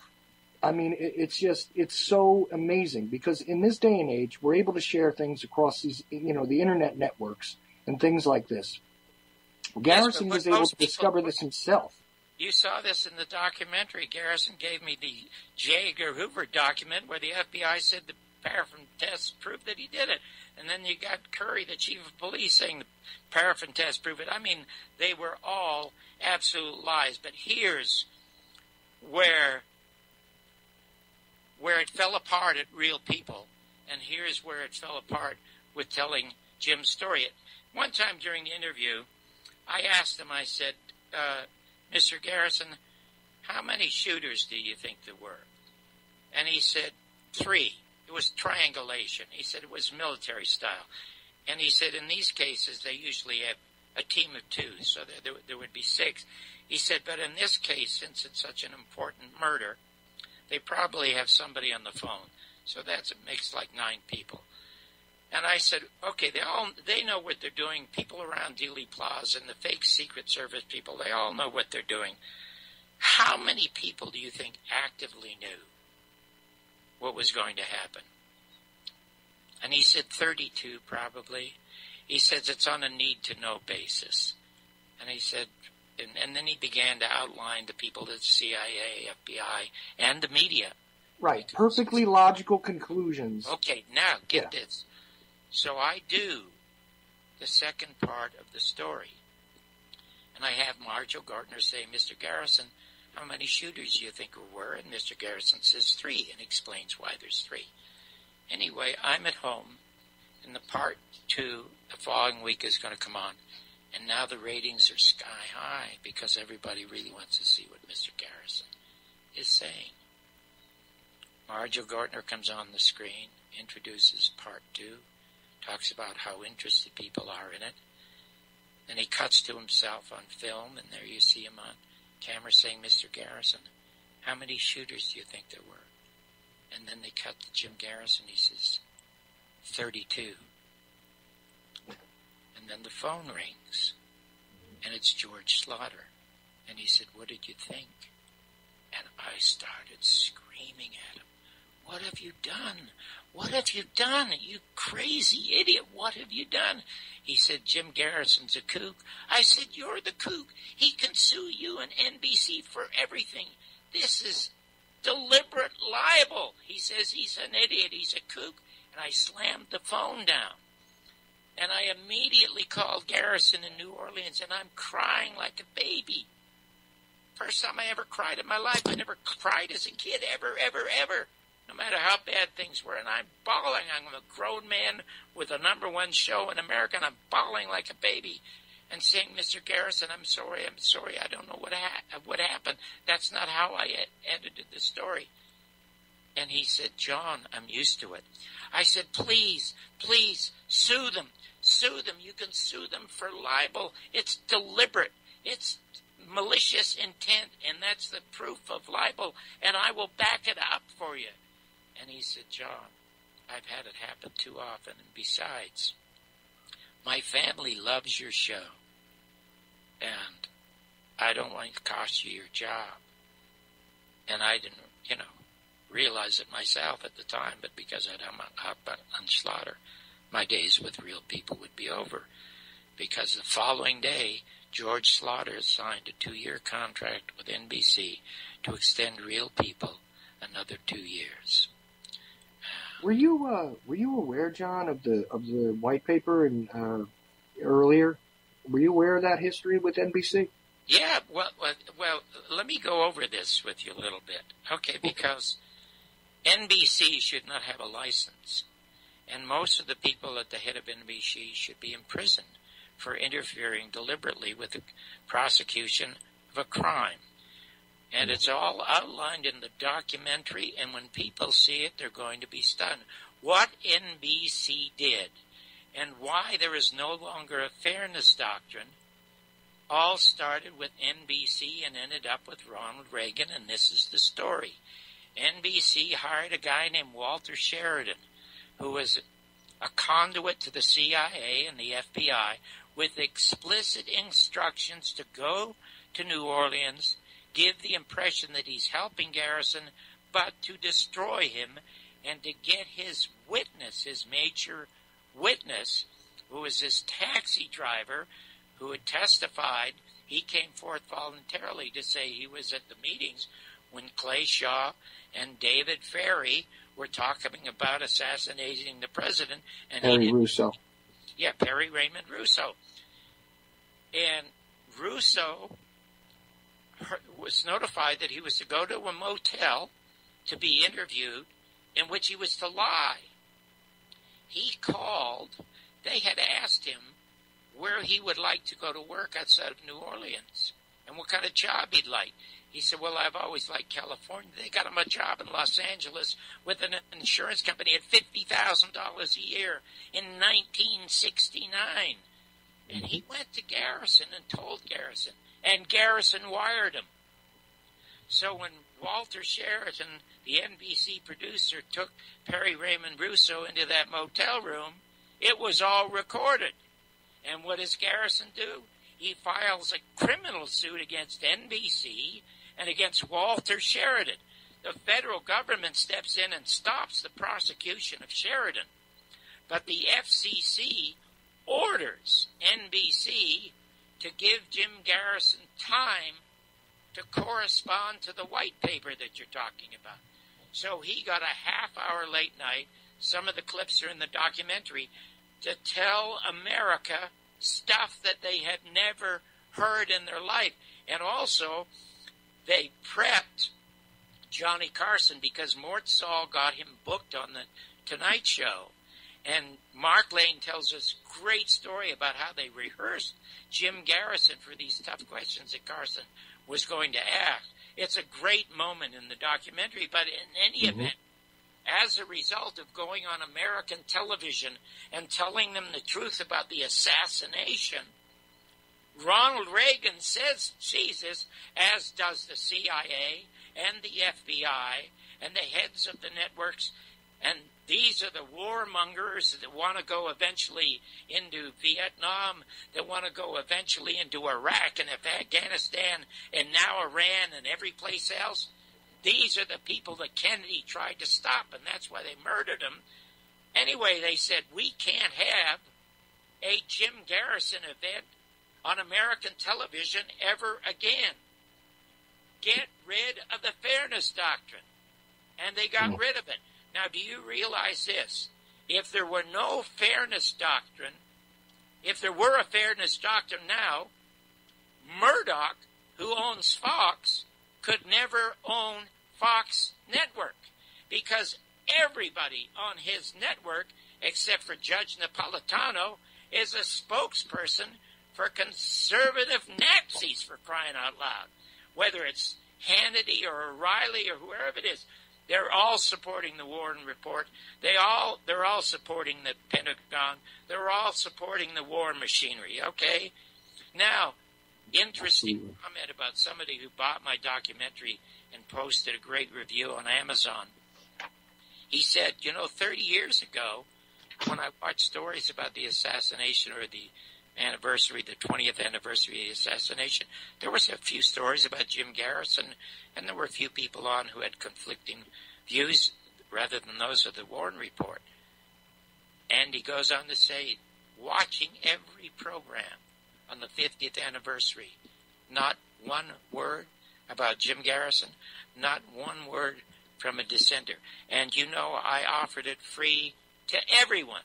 Tom Brokaw, I offered PBS, CNN, I offered it free to everyone because they should see the story of the one man, the one single man, law enforcement officer who tried to bring somebody to trial for this case. Now, the final upshot of this, I knew that would happen.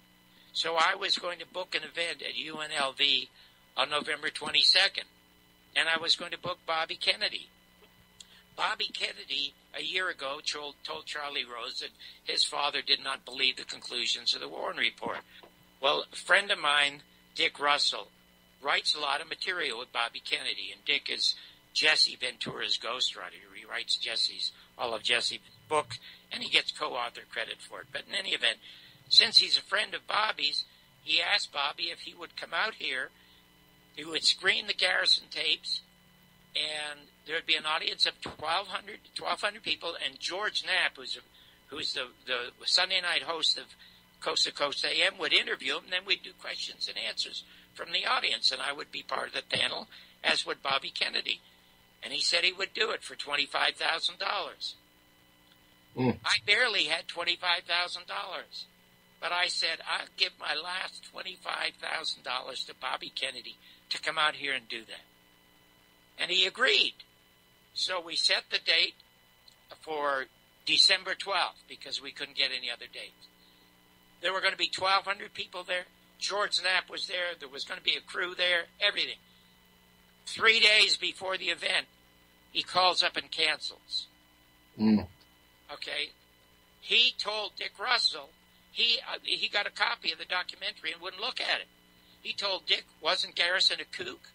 Now, here's the son of somebody murdered by the Central Intelligence Agency, an uncle murdered by the Central Intelligence Agency, who is afraid to look at the facts.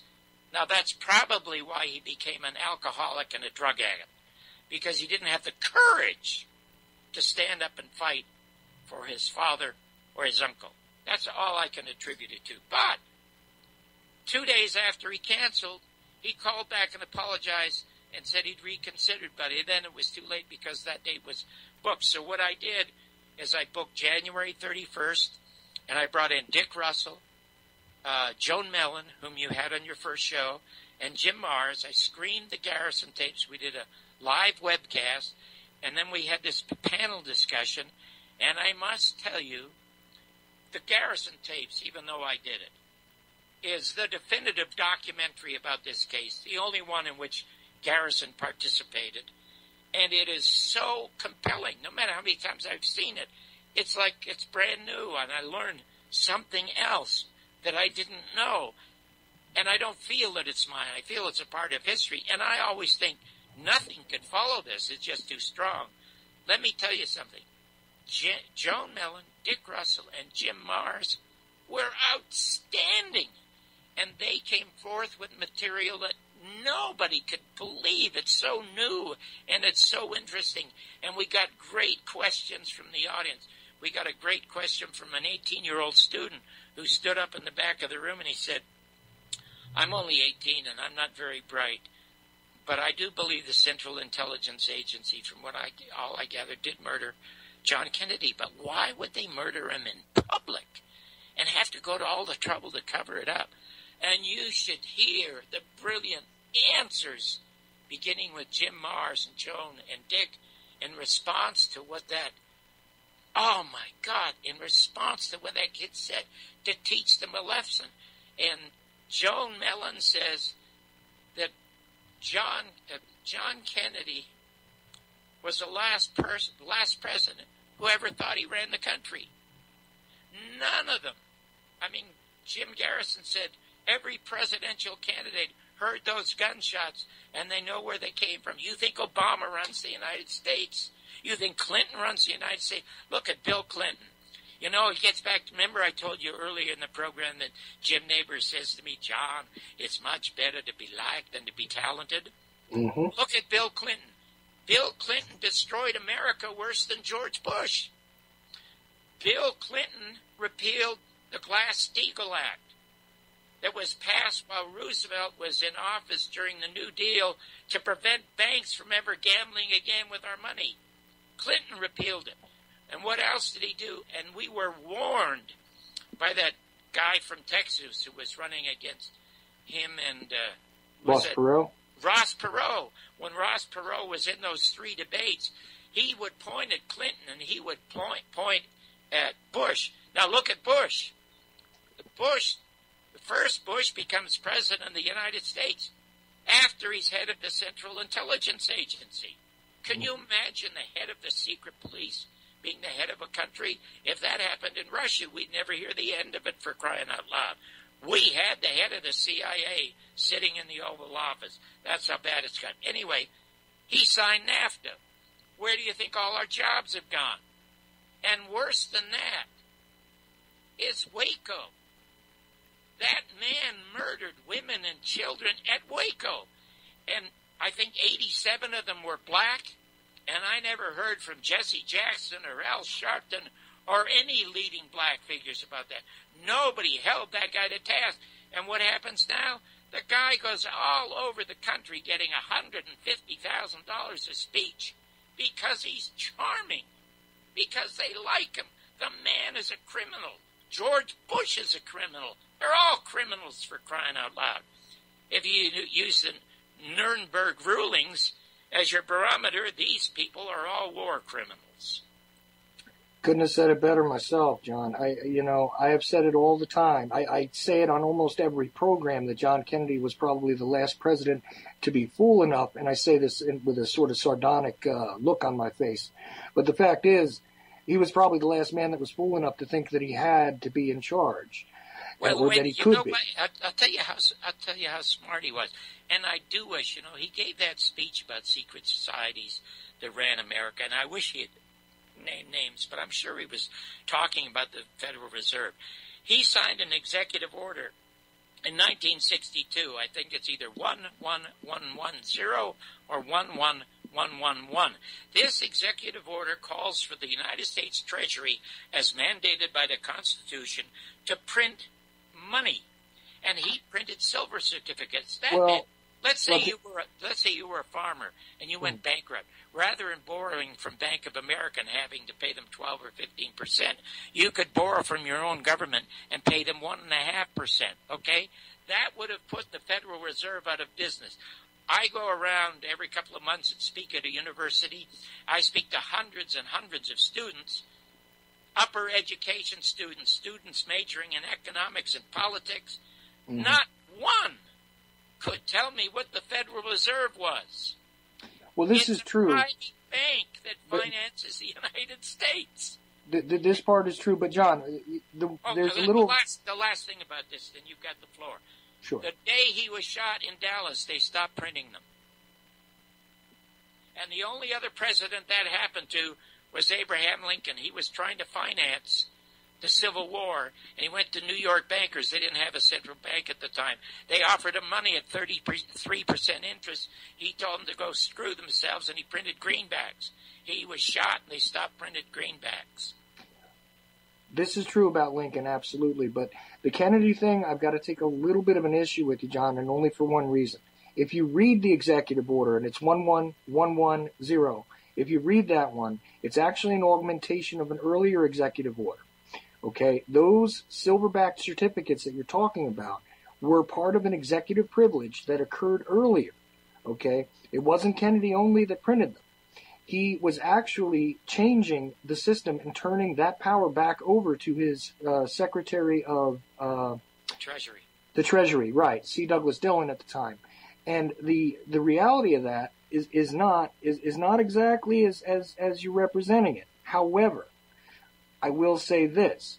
There was a lot of other things that we've discovered that Kennedy was doing. He was fighting the Federal Reserve, but that is a little bit of a misnomer, and I don't like to argue with my guests generally, but... Listen, you can... But no, I understand, John, but I'm not like that. I'd rather have a nice conversation and not do that. But I'm serious. If you go and read that, or if you take a look at the work of a guy like G. Edward Griffin, okay? Yeah, and terrific book, The Creature from Jekyll Island. But even his interpretation of this, printed as early as the year 2000, okay, would show you that that this is kind of a misnomer, and it's unfortunate because people have seized upon it without actually taking an appreciation for the battle that Kennedy was really having with Wall Street and with the Federal Reserve directly. But the idea here, when you take into consideration that the Silver Purchase Act had been augmented at that time, and the actual effect of that executive order was to give back to the Treasury Secretary that which only the president was able to do by presidential privilege.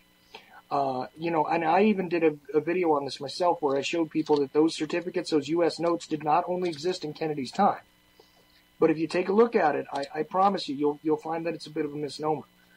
And I'm sorry to point that out, but... Oh, hey, listen, it doesn't hurt to be informed. I mean, superficially, that's what I knew, and that's what I learned from Jim Garrison, so I'm just repeating what Jim said, but, I'm not an economist, and I didn't really want to look that deeply into it because I was more interested in what the Central Intelligence Agency was up to rather than the Federal Reserve. Oh, and absolutely, and let me say something. I absolutely agree with almost every single thing else you said, okay, as far as the CIA is essentially either directly or indirectly responsible for these murders and is also responsible for fueling the military-industrial complex, which was exactly what these two men, both Bobby Kennedy and John F. Kennedy, were murdered for opposing. Okay, now I'm going to tell you the final part of this little story and how Jim Garrison's story and trying to tell it has always affected my life. Now, from 1979 to 1981, while I was giving America the most popular, one of the brightest, most charming, wittiest, smart shows the country ever had. We were responsible for passing the Missing Children's Act. We were largely responsible for getting Congress off their ass to build the Vietnam War Memorial in Washington, D.C. We first did the story about the Tuskegee Airmen, the Navajo Code Talkers. This was all our doing.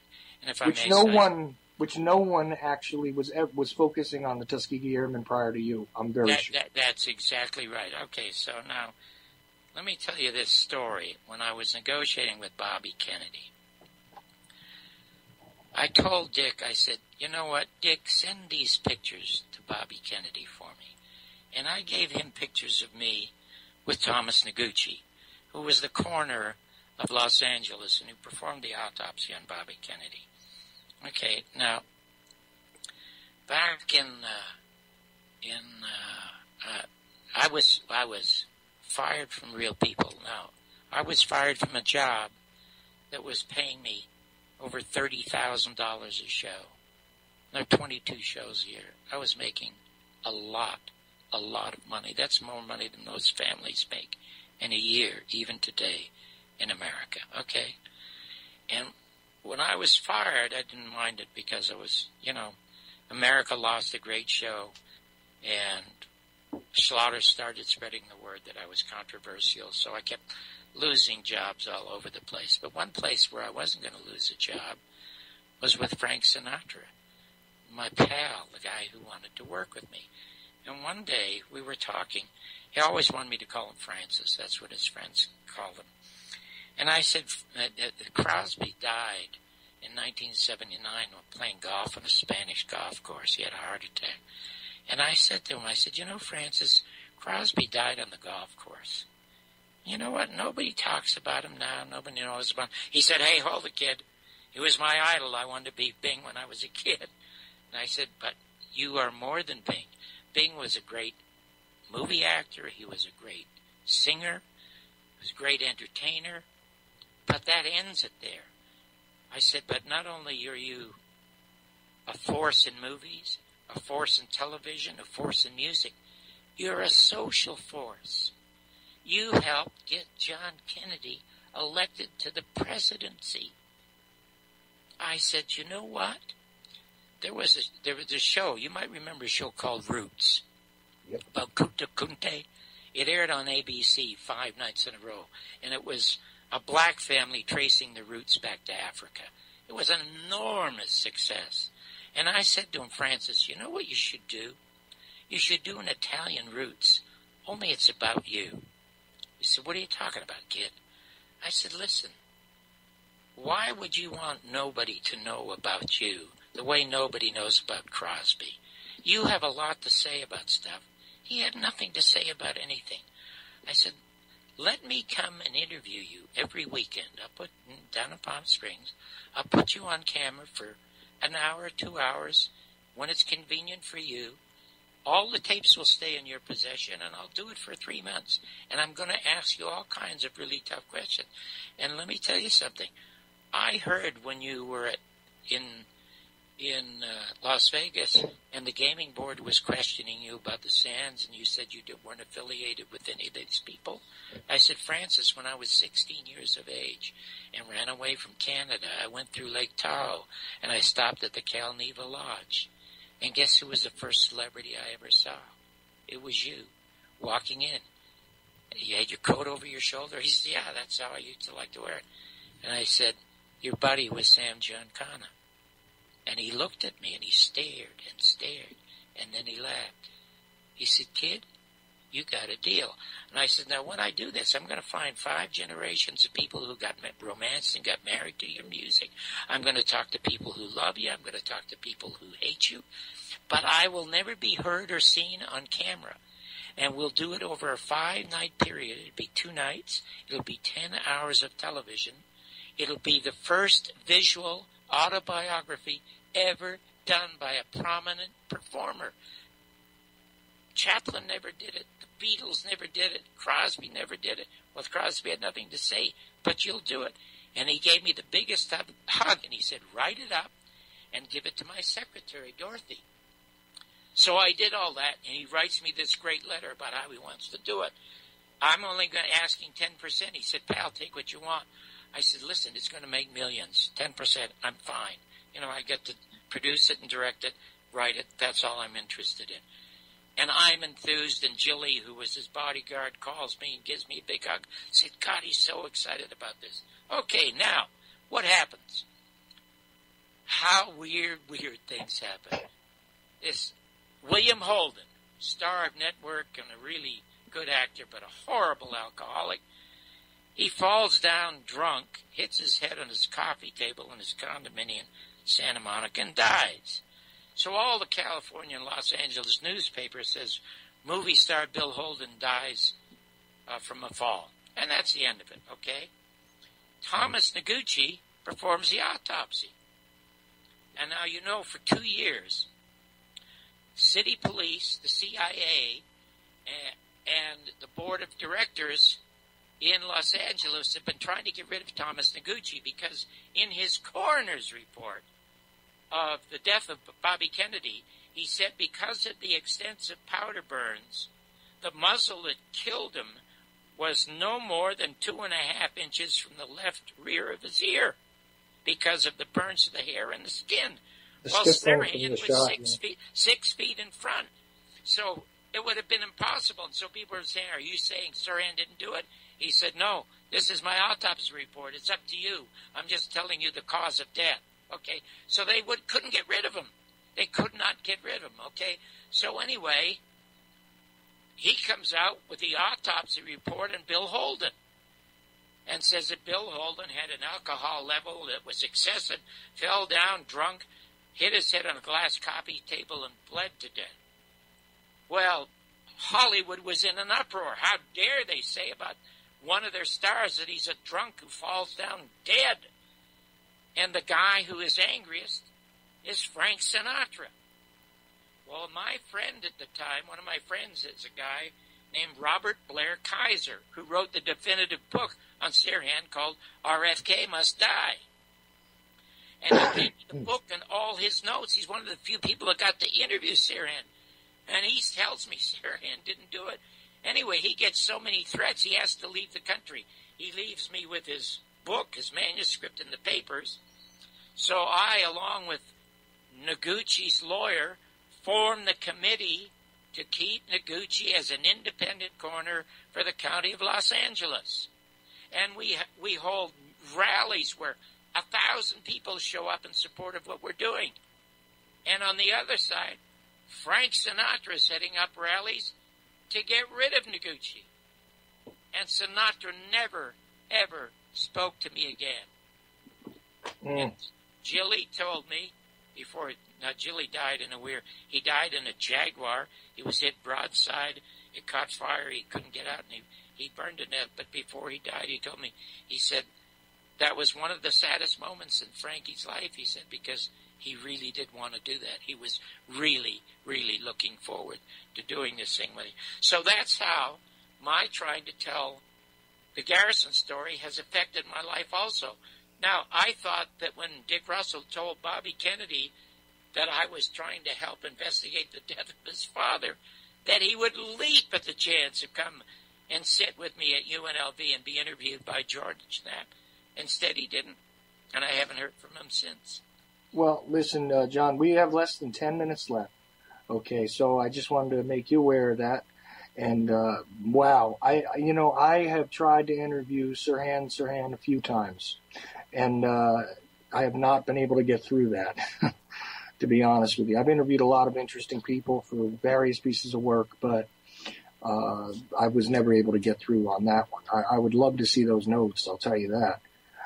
You know what else I'd love to see, by the way, is that there was a whole lot of material that you didn't get to with the Garrison tapes, that you had an abundance of material remaining, right? Yeah, I had hoped, and sadly I got no help at all from Oliver Stone. I first offered all this material to Oliver back in 1992 when he announced his film that he could be the executive producer of this, and would release it a year after his movie so people could see the real Kevin Costner, and this would justify everything he's trying to do. Well, the truth is that he tried to stop the making of the documentary for whatever reason. I have no idea. He never mentions it. People, when he's on radio shows and people call in and ask him about it, he totally ignores it. So that is one thing beyond me. But if it had made the money I thought it was going to make, I was going to do part 2.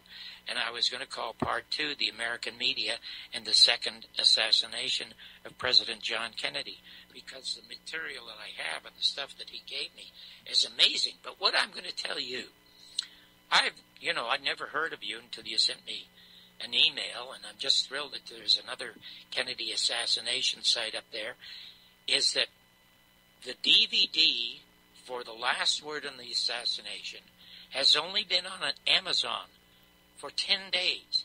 Amazon, Chuck, has 400,000 titles. Ours debuted at 125. Within 4 days, it was up to number 13,000. Now it's up to number 5,000, and it's up to number 55 in the top 100 documentaries on Amazon without any publicity or promotion.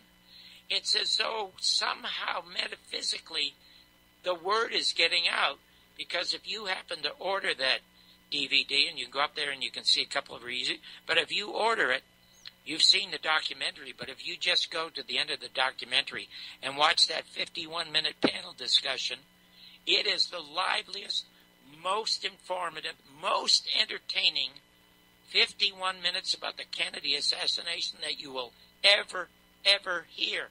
And I've heard them all. I was once going to do a play of Mark Twain's terrific book, Plausible Denial. I had optioned that to write it as a play. I was hoping to turn it into another Inherit the Wind. I mean, I know everybody who's associated with this, and it's funny because here I am. I started out as a bumbling actor and then a fairly successful comedian, and I stumbled into news, and just doing the Garrison thing is something, a story that I believe has to be told. It is the most important story in American history. And here's this little guy living in Las Vegas. Now, some people say you reach a certain age in America, you're over the hill. Well, that's true. I've reached that age. I am over the hill, but Chuck, I'm starting up the next one. So that I hope when I get to the top of the next one, I'm able to do part 2 of the Garrison tapes, called The American Media and the Second Assassination of President John Kennedy. Well, John, I gotta say, I'm just absolutely floored and so happy that you came on with me, because I absolutely believe that Garrison's story has not been fully told anywhere. It has not been aired anywhere. I mean, the only place that your documentary ever aired in this country, to my knowledge, was on Cinemax, I think, probably 20 years ago, something like that. In 1993, they smartly ran it as a companion piece to Oliver Stone's film, and I don't know why they never renewed that, because how terrific would that have been on the 50th anniversary to run Oliver Stone's film and then follow it with the Garrison tapes? I mean, what a blockbuster night of television that could have been. I mean, C-SPAN could have done it. Anybody could have done it. They all refused to do it, even though I offered it to them for nothing.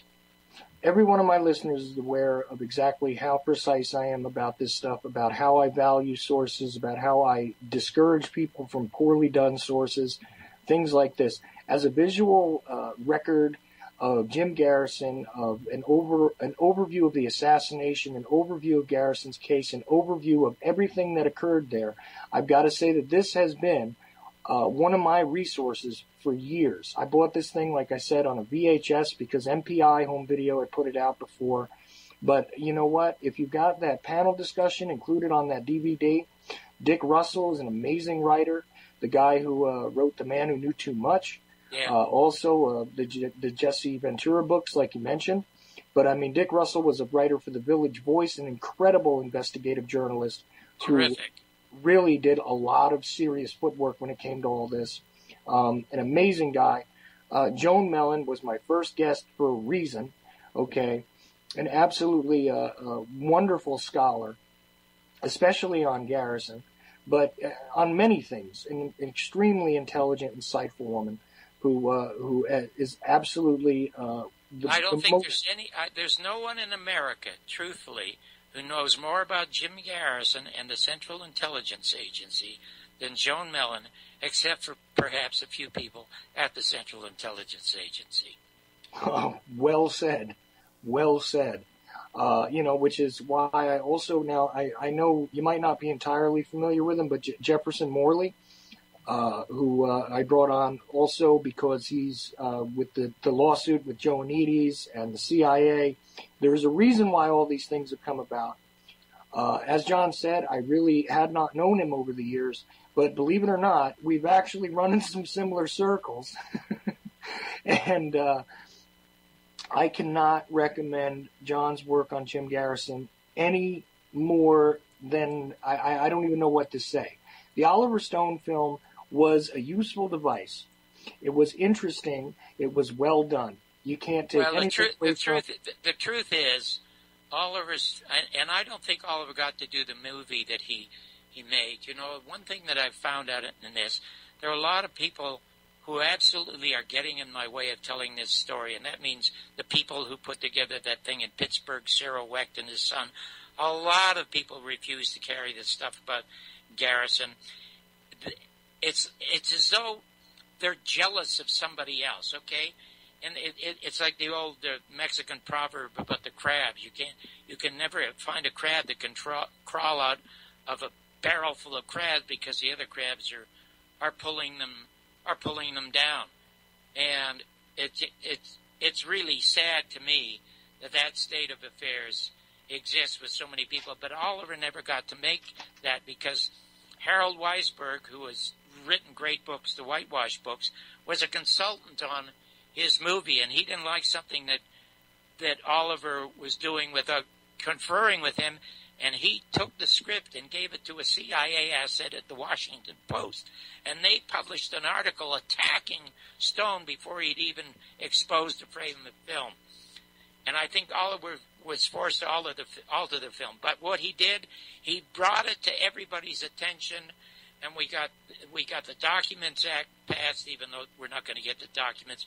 And truthfully, I could have never been able to put my money together and raise additional money to do the documentary had people not been talking about Oliver's film. But right. Jim Garrison and his family had to sue him and Warner Brothers for their share of the profits, and they settled out of court. That's how sad Hollywood is. Oof. That's a terribly sad commentary. We are down to the last couple of minutes. Would you like to mention your website, John? My website is John Barber's World. You can go there and you can see a lot of terrific stuff. When Sinatra took over the Tonight Show one night, he knew Carson hated me for my review of him, so had me. Oh, I'm sorry, Tom.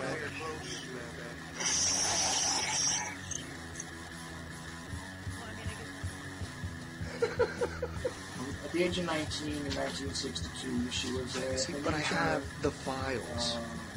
I read this stuff at the National Archives, and I read these other things. I said to myself, how can that be possible? Can days in the 80s, slab of choice, and computers, internet, professional wrestlers, and not just Ventura style. It doesn't matter where the information comes from as long as it's real. It doesn't. It's hard to get real information because seriously, they don't want you to just read these two sources. Whenever I try to prove out, it's not. If you expect your government